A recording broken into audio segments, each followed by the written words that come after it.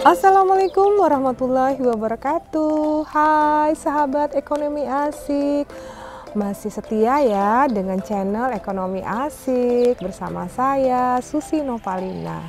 Kembali kita belajar tentang ekonomi. Nah, kemarin di video sebelumnya kita pernah belajar tentang teori-teori hitungan. Nah, di pembahasan ini nanti kita akan belajar tentang hitungan ekonomi. Yuk kita simak. Soal yang pertama saya ambil Olimpiade Sains Kabupaten tahun 2014. Di sini saya ambil soal teorinya dulu, yaitu kalau dapat soal seperti ini jangan panik ya. Jadi biasakan kita tidak membaca semuanya, tapi langsung ambil. Triknya adalah apa yang mau diminta dari soal tersebut, yaitu peranan konsumen. Kalau sudah tahu yang diminta adalah peranan konsumen, maka yang terpikir oleh kita adalah apa saja yang menjadi peranan konsumen. Yang pertama, jelas dia sebagai pembeli atau membeli menggunakan barang dan jasa. Dan kedua, rumah tangga konsumen dia memiliki namanya faktor-faktor produksi. Faktor-faktor produksi ini yang akan digunakan oleh rumah tangga, produsen, dan negara. Nah, faktor-faktor produksi ini apa saja? Kita harus tahu dulu nih teorinya. Yang pertama adalah sumber daya alam, sumber daya manusia, skill, dan modal. Nah, dari konsep peranan konsumen itu, kita langsung ke soalnya.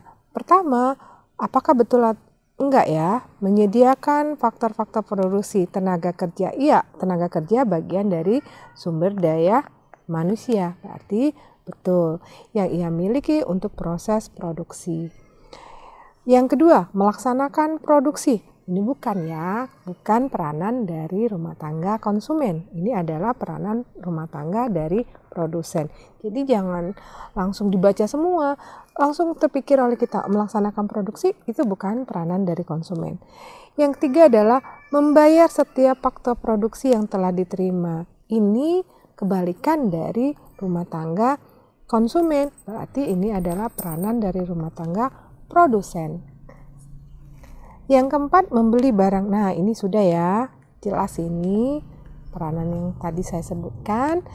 Dan yang kelima, menerima imbalan faktor produksi yang dimiliki sesuai dengan jenisnya.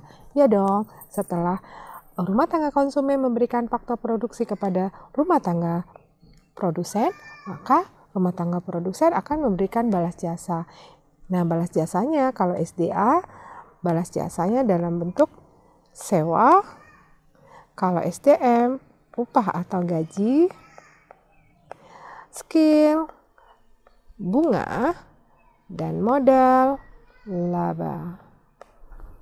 Inilah yang harus kita ketahui dulu untuk memilih jawaban yang betul. Kalau begitu, 1, 4, dan 5. Berarti jawabannya adalah B.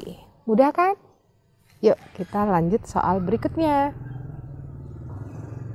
Soal yang kedua kita masuk ke hitungan. Sepertinya hitungan nih, tapi enggak. Ada trik-trik yang harus kalian bisa pahamin. Kembali lagi, kalau ada soal seperti ini yang banyak, kayak menakutkan ya, banyak sekali gitu. Gak usah takut, tapi kita langsung apa yang akan diminta dari soal tersebut. Ujungnya adalah biaya peluang. Masih ingat biaya peluang itu apa? Biaya peluang adalah sesuatu yang dikorbankan. Sesuatu itu tidak mesti dalam bentuk uang, bisa jadi kesempatan, materi, waktu, dan sesuatu yang pokoknya nggak berkaitan dengan uang. Nah, yang dikorbankan karena apa? Karena ada pilihan. Pilihan ini ada 2 atau lebih. Nah, kalau sudah tahu konsep biaya peluang, langsung kita balik lagi ke soal. Pak Puat telah bertahun-tahun bekerja sebagai tenaga administrasi di PT Bulan Merindu. Nah, di sini gaji mereka Pak Puat adalah 4.500.000. Nah, karena ia ingin membuka usaha sendiri, ada beberapa alternatif. Dalam bayangan Pak Puat, dia mensurvei tempat yang dapat menjanjikan. Di sini pertama dia membuka kios sembako dengan keuntungan 5 juta per bulan. Lebih besar ya dari gaji dia. Yang kedua, menjual pakaian jadi mendapat laba sebesar 4 juta, berarti sama. Dan yang ketiga, membuka usaha catering dengan keuntungan diperkirakan 5.500.000 per bulan. Nah, karena konsep biaya peluang adalah sesuatu yang dikorbankan karena ada pilihan. Nah, karena pilihan ini 3, di sini adalah ambil pilihan yang paling tertinggi yang dikorbankan. Maka di sini yang paling tertinggi adalah membuka usaha catering sebesar 5.500.000. Mudah bukan? Kita lanjut masih dalam bentuk soal teori. Saya ambil tahun 2017 soal Olimpiade Kabupaten. Nah, di sini soal-soal yang model seperti ini, kita lanjut lagi apa yang mau diminta. Faktor-faktor yang mempengaruhi permintaan barang.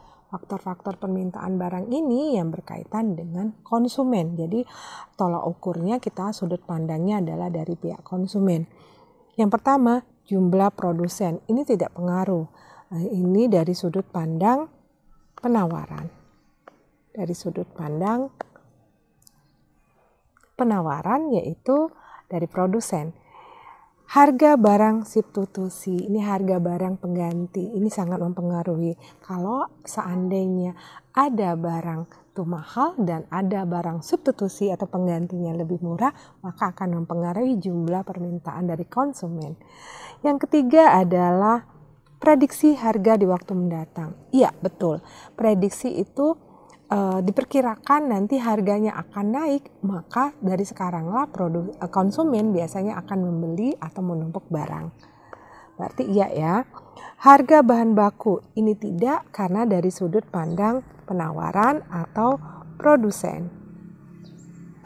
Distribusi pendapatan. Distribusi pendapatan ini artinya dari sudut pandang konsumen. Pendapatan mereka ini akan mempengaruhi berapa jumlah permintaan dari konsumen. Berarti ini iya. Kalau yang keenam adalah kemajuan teknologi. Ini enggak. Ini dari sudut pandang penawaran. Mudah bukan? Nah, sekarang kita pilih. Jadi pilihannya adalah 2, 3, dan 5. Kita lihat optionnya C. Udah kan? Jangan panik ya kalau untuk dapat soal seperti ini. Kita lanjut ya, soal terakhir yaitu tahun 2016 masih dalam kabupaten, soal yang sains kabupaten. Di sini ada soal hitungan. Ada biaya produksi yang dinyatakan dengan fungsi C, maka kita TC sama dengan 100 plus 2Q. Apabila diketahui biaya peak cost-nya adalah 100 dan P harga jual itu adalah 60. Yang ditanya adalah Q-nya berapa jika laba maksimum. Nah, dari soal seperti ini kita langsung ingat syarat dari laba maksimum. Kalau laba maksimum akan didapat labanya, optionnya 0 atau MR syaratnya sama dengan MC atau MC sama dengan MR. Nah, untuk itu karena ini TC sudah dapat, TR-nya belum dapat. TR-nya mudah. TR-nya kita dapat dari P kali Q. P-nya 60, kita masukkan 60 Q.